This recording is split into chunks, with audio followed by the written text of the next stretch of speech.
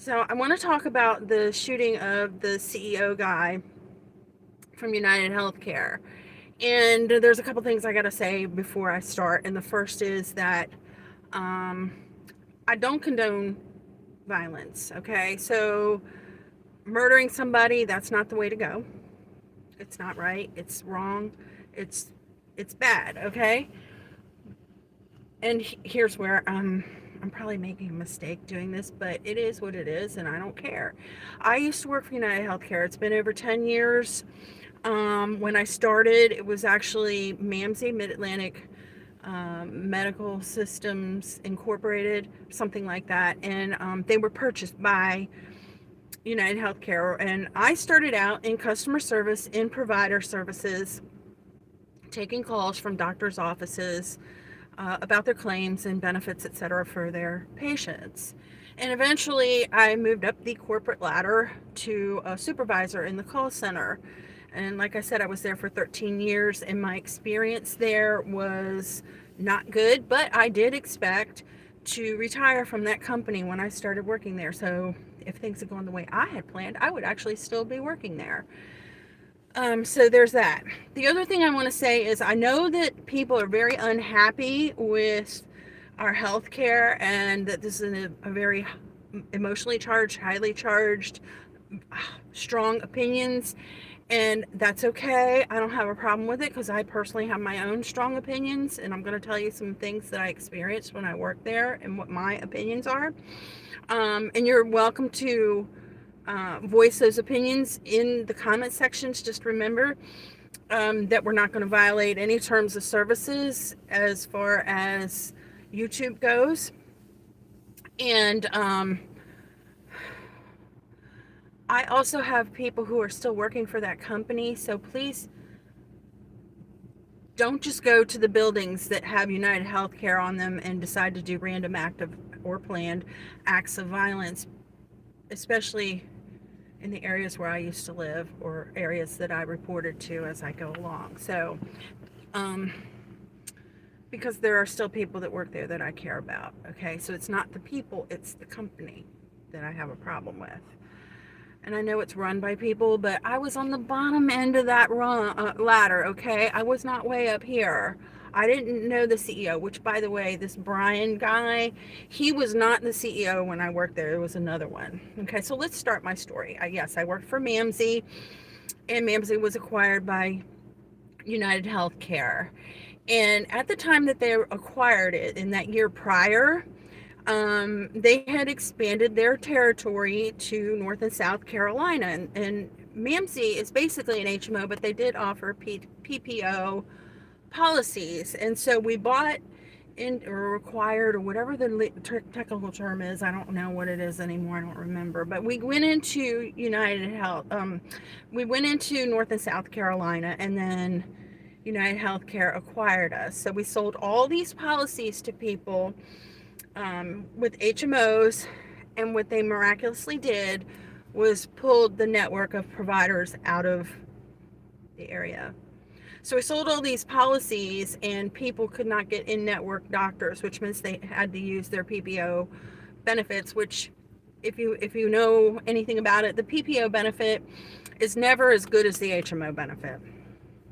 And I started getting calls about this and what are they supposed to do? Well, the closest providers that they could go to that were in network were in Virginia. Now, that's a long drive if you live in South Carolina, right? Especially if you live like on the South Carolina-Georgia border. You're talking 2 states away. Hours to drive to a doctor. And it was really embarrassing. Like, they could have made provisions for that.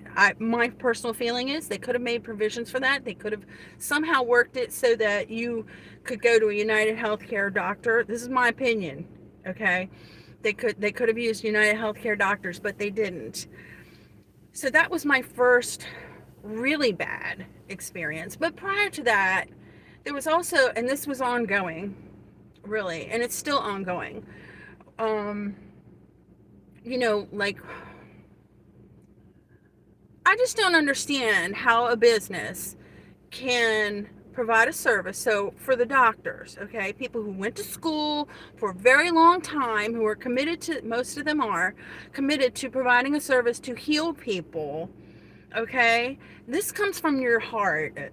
In my feeling, in my opinion, the people that I know who are medical providers, there's something within them that they want to help, okay, and they have to do a lot to get to the point where they're legally allowed to do this.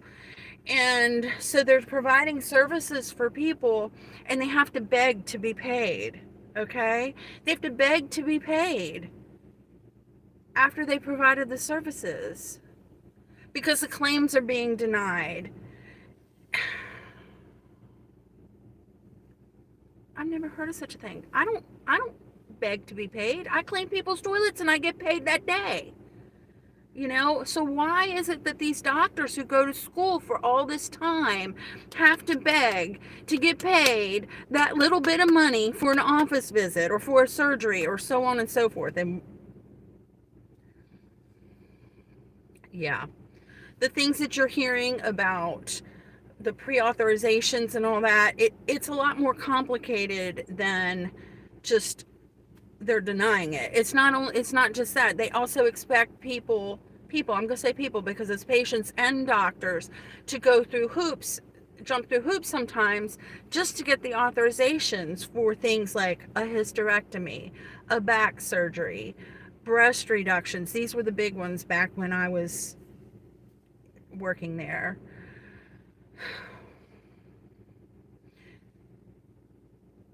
I'm going to tell you a little story. This was a long time ago. Sex change operations were new, and they were an exclusion across the board on all policies, okay? I don't know if that's the same now or not. I don't know. And it doesn't really matter what my feelings are on that specific issue, because this is not that specific issue. As I had been working for United Healthcare, I became a customer advocate, and I had gotten a call one day. So I was focused on the problems now. These were big problems. I wasn't just verifying benefits and sending out cards and reprocessing claims and things like that. This was people who had issues, okay? And I got a call from a doctor's office. It was a 14-year-old girl. She was in our system as female, who we had paid to have her testicles removed, but we wouldn't pay for the reconstruction of a vagina.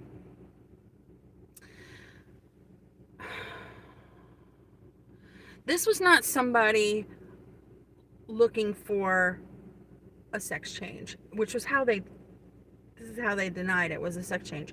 This was a child who was a genuine hermaphrodite, okay, born with multiple sex parts, okay, a true medical condition.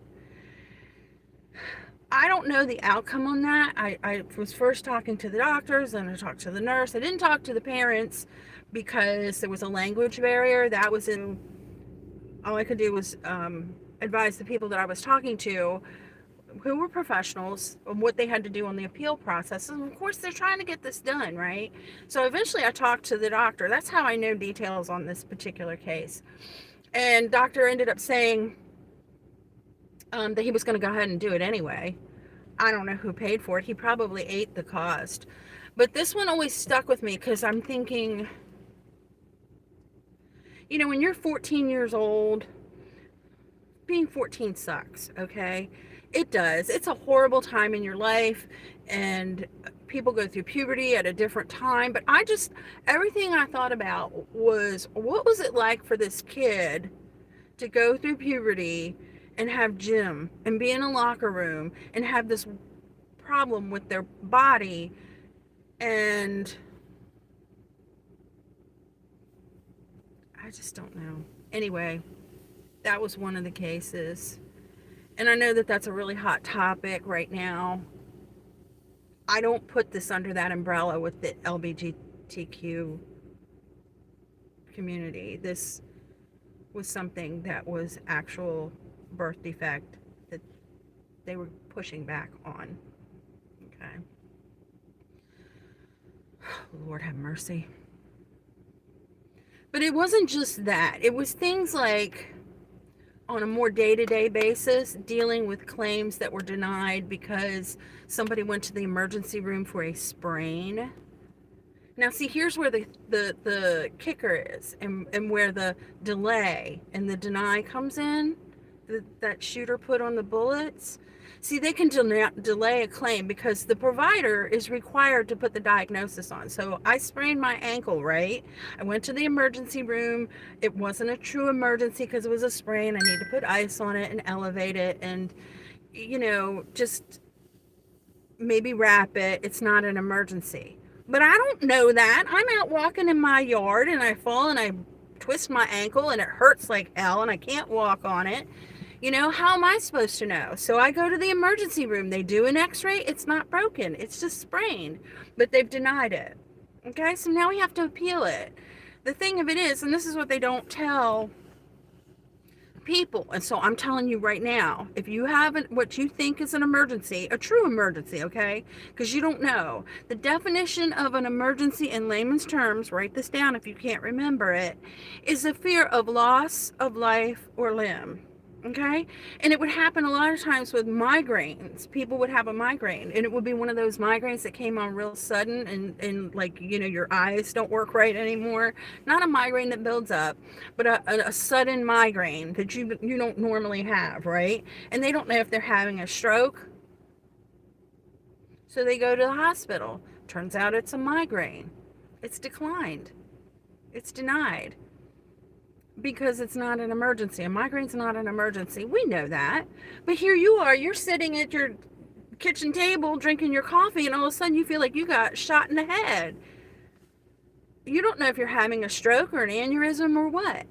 So the logical thing to do as a person who does not have a bunch of medical equipment and personnel following you around, checking your every, stat of the day, you go to the emergency room, right? Thank God it's not a stroke or an aneurysm, but they deny the claim. Yeah, so that's a tip right there, okay? If you're a regular person walking down the road and you think something happened that's an emergency, you don't know, go to the hospital. And then call your insurance company if it turns out that you're okay. Thank God, right? I had a whole lot of thank God this year. So they don't care about the providers because they don't have to pay them, or they don't want to pay them. They don't care about the members. That's what they called them, customers. As long as they're paying their premiums. They really don't care. And they don't care about the employees either, let me tell you. They don't care. It's all about bottom line. So here's my personal experience, okay? After United Healthcare acquired MAMZ, of course, they started to phase that out. And then that insurance doesn't even exist anymore, I don't believe. And so as the MAMZ product was being phased out, they had employees that they, quote, didn't need anymore. And they did a mass layoff. And because they did this mass layoff, they also had people quitting. And the CEO at the time realized that was a huge mistake, because people were now feeling like their job was in jeopardy. Maybe they should just start looking. And so they did. And he said that it was a mistake and that from now on they wouldn't just do these surprise layoffs, okay? That they would give people a chance. They'd let them know that we're closing your department in such and such amount of time, and you have a chance to either reapply through the company for another position or look for another job, okay? And that seems reasonable to me. It's not a law, but it's a reasonable way to, first of all, keep morale up, right? Yeah, that didn't come out. That didn't hold water or whatever, because that's not what happened to me. Okay, I'm going to tell you that right now. And let me tell you something. They know for a long time before they're going to lay off. They know. This is planned. There's all kinds of things put in place before they do the actual layoff. Okay? It's very organized. It's not just, oh, next week we're going to lay off these people. It's not. And I tell you that, and I can tell you why. They knew a year before they laid off my team They knew a year before, and the signs were there. I actually, hindsight's always 2020. So my team, we we were the evening, weekend, and holiday team. So we worked at night when the rest of my department was closed. We worked on the weekends when the rest of my department was closed, and we worked the holidays when the rest of my department was closed. Okay, so we worked the crap hours. And yes, the calls were less during that time period. But there were certain things that you had to keep in mind. So, I was at the point, I kept asking for a requisition to hire more people. I was down to 5 people. At peak season, I had 50, but at this point, it was like summertime, and I was down to like 5 people. My team originally was 10, okay? But see, they go by numbers. They don't go by the people. They don't use common sense when it comes to running a business. All they looked at was the numbers. And our workforce team decided that 5 people was enough for the coverage based on the number of calls that came in after hours and on holidays and on weekends. And so I wasn't even working this day. And I had one girl working. It was a Saturday or a Sunday, and the calls were getting backed up because there was only one person working, so people were in the queue for a very long period of time, and I'm talking like 20, 30 minutes. And then she had to take her lunch break, which she's required to take. So she's off the phone for 30 minutes. That means there's nobody to take a call during her lunch break or her breaks. She's entitled to 15-minute breaks on an 8-hour shift, right? She gets 2 15-minute breaks and a 30-minute lunch. And so now she's got people who have been on hold for a long period of time, and they're pissed. They're mad, first of all, that whatever's going wrong. And then second of all, they're mad because they had to wait so long. So all this time that they're waiting for her to take the next call, they're infuriated, right? And they're screaming and yelling at her. Please be nice to your customer service representative when you call. It's not their fault, okay? They're trying to help you. Anyway, she was ready to walk off, and I begged her not to, and I'm calling my boss on her day off, okay? She called me on my day off, and I called my boss on her day off, who was in Duluth, and I explained it to her, and now this had been going on for months, okay? This had been going on for months, and finally I told her, I said, there's more to it than just the numbers, okay? There's more to it than just the numbers. Like, she's trying to explain to me that cost-wise, it doesn't make sense to have more people because the numbers don't support it. Well, that's true, okay? If you're only looking at the numbers, but you're not thinking about the employees who have to deal with this, and you're not thinking about the customers. In this case, it had to do with the FSA cards and the HSA cards, so their MasterCards. So these people are standing in Walmart trying to get their prescription, and it's being denied for some reason, which is embarrassing, okay? Because the person behind you doesn't know that this is linked to your insurance. It just looks like you didn't pay your bill, okay? And you people above me have college educations. Do you not know? Can you not relate to what's going on out there on the street and on your first line people who represent your company? Do you not know? Do you not know? Can you not put yourself in those shoes and imagine how embarrassing it would be when you're trying to get an antibiotic because your kid is at home sick and can't breathe, and your insurance is, your card that you're supposed to pay this with isn't working right? Of course you're upset, right? And so you're calling this girl who's sitting in an office all by herself, and I'm talking like she's the only person in the building except for the security. And there's nobody there to help her. Excuse me. And so, yeah, they don't care. They don't care. Well, when I used that kind of logic, I did get a requisition, and I got more people to come in and work for me. Because you can't argue with common sense, right? Well, you can, but it just didn't make any sense. Anyway, so there was that. I also had not this particular manager who got me the requisition, but the one before her. Oh my God. So they had this thing that they send out every year. They called it Vital Signs. It was a questionnaire to find out about employee engagement. And every employee in the company filled it out. And one of the things that was on it, and it had to do with people in leadership. So me, and everybody above me that I reported to, had to do with their performance based on the culture that was in the company. Okay, so if you scored high, you know, your employees trusted you and they respected you and they really wanted to work for you. Okay, but if you scored low, there might have been a problem with your management skills. Okay, and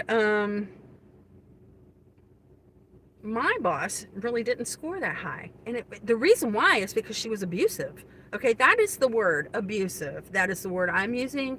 She was an abusive person. She would talk nasty to people. She would harp on something.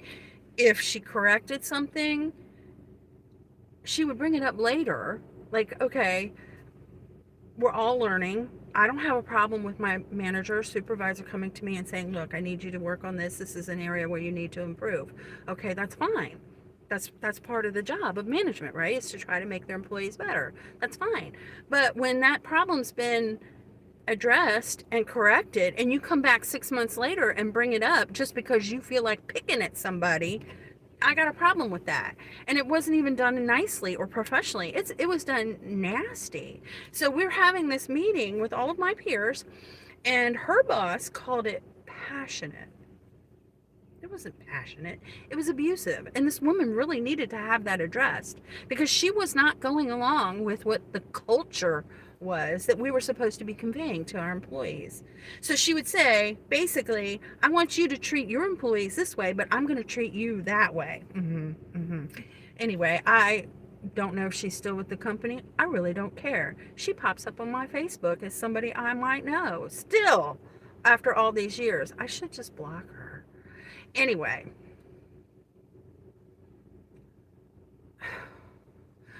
I went to work they changed some things corporately, and I ended up working with another person, the person that got me the requisite so that I could hire.